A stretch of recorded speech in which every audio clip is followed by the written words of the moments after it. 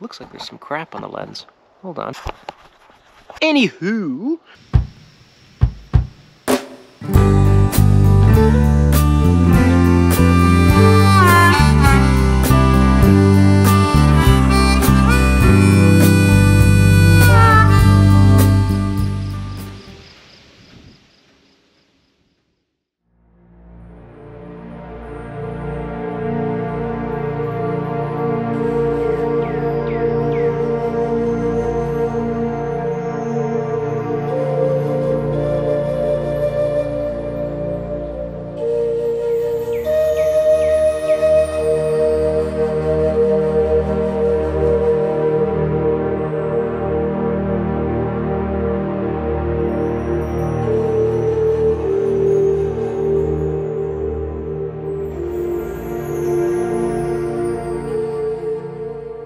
Hello everybody! Welcome back to Simple Woods Life. I am doing the camp, the inaugural camp, the real camp, the stay overnight camp this week. But in the interim, I'm just gonna try and get some stuff set up. This little wood thingy we got over here.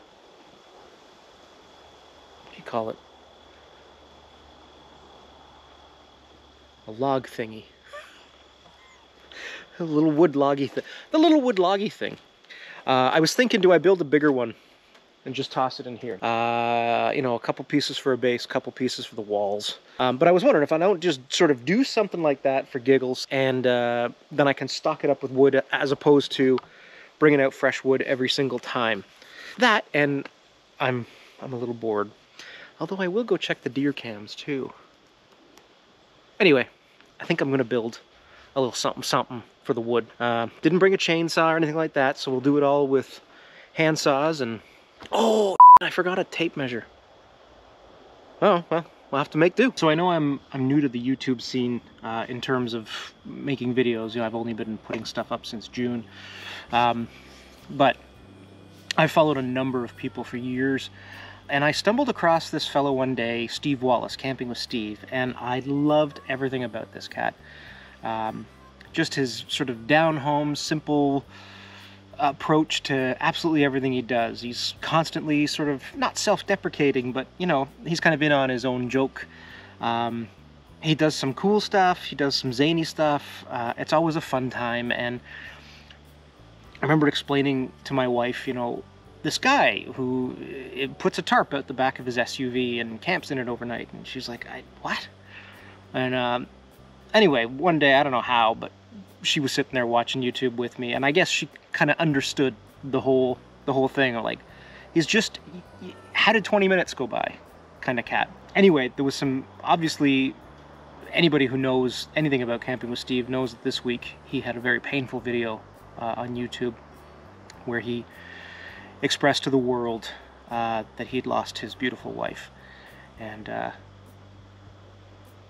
I've never met the guy, I've never even conversed with him in any way, but man, it, like, for whatever reason, just hit so close to home, and I feel absolutely awful for him. Not that you're watching, but just out to the cosmos, my deepest, most heartfelt wishes for you. When I watched your video, I was bawling, and I cannot imagine your loss, but I know you wait until a project is done, or at least well underway, before I start.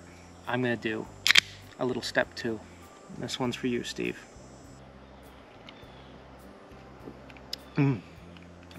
Delicious. Squeaky boot alert.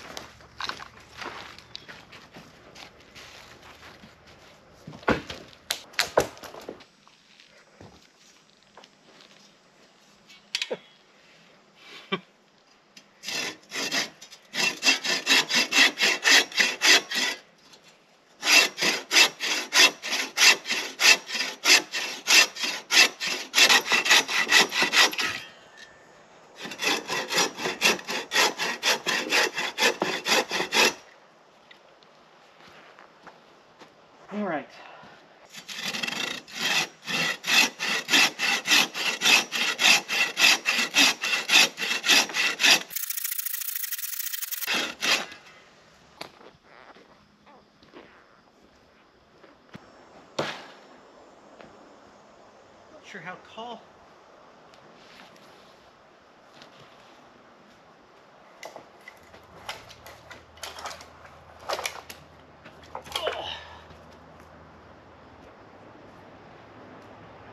Maybe I should go back and get my measuring tape.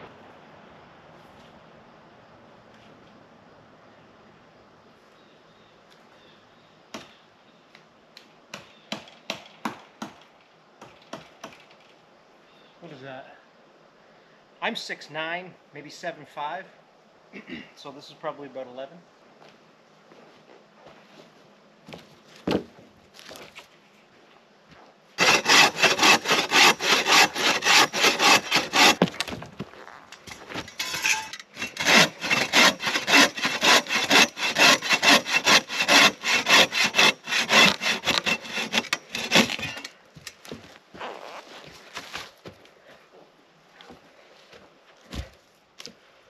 Well,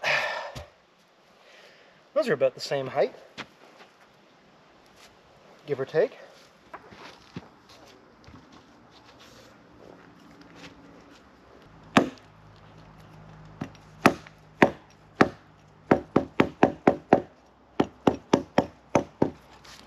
Rough guide.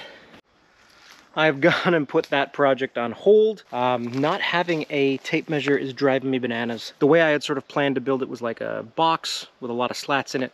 I'm not getting a straight cut with that saw, so I will come back tomorrow with a chainsaw and rock it out then when I have more time. So I came out to the sugar bush because we got a few stale apples in the house. I checked this trail cam, which is where I threw some apples and peppers and stuff last time. See what we got. Ho-ho! Lots of deers.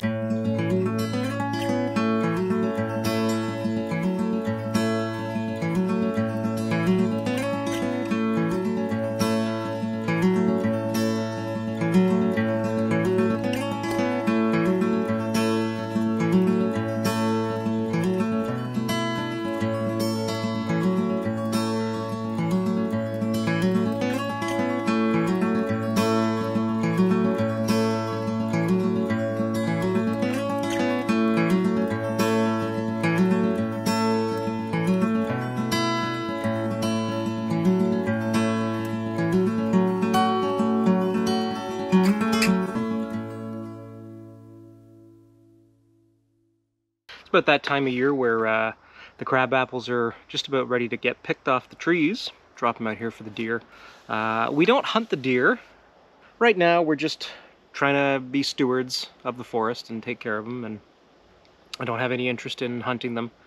I like venison, but my wife's not a big fan of it, says it's too gamey. Different strokes for different folks. But yeah, I suppose if I had a few buddies and we could take down a deer, then feed the families, that would be great. But as it stands, just me hunting alone. I don't bother with them. It's too much meat for one guy. Waterfowl's a different story. Ducks are delicious. Canada geese, sometimes. Depends on how you prep them. So, drop the apples. I'll go check the other cams, and then I'm probably an hour before I get back to the lodge anyway, so. Got a grouse.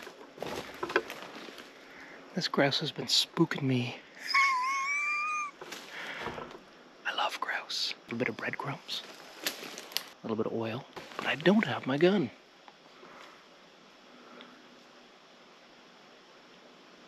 Mr. Grouse, would you like to come out and play with me?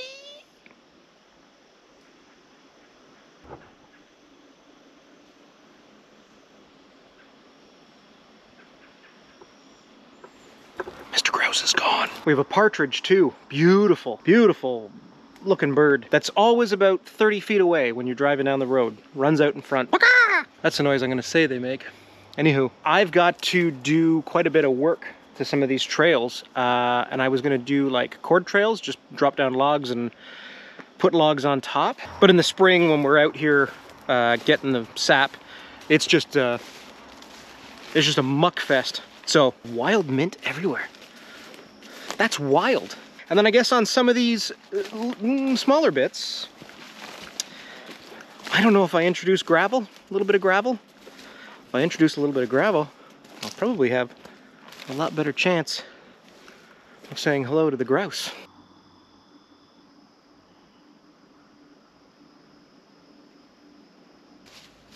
So I had 2 cameras on that spot where the raccoons went crazy a couple videos ago. And I've left the lower one there because we're still getting some activity with deer. I guess they're trying to see if there's any feed. We had a lot of rain for a few days, so the path is showing a lot of deer track. So I figured I'd move the other camera. I mean, you might be asking, like, why go to the trouble of putting up trail cams if I'm not going to hunt them? And I never said I wasn't. I said I don't. But for now, it's really just kind of interesting. We take a lot of time out here. I take a lot of time out here anyway to try and make sure we're taking care of the woods. Honestly, long answer, short answer, medium answer, magical forest creatures, dude. So I like seeing, I like seeing them on the camera, and to know that they're doing well, and to know that this year she's got another couple. This year she just has she has 2 fawns. I can't remember if I turned that thing on. Ha! I didn't.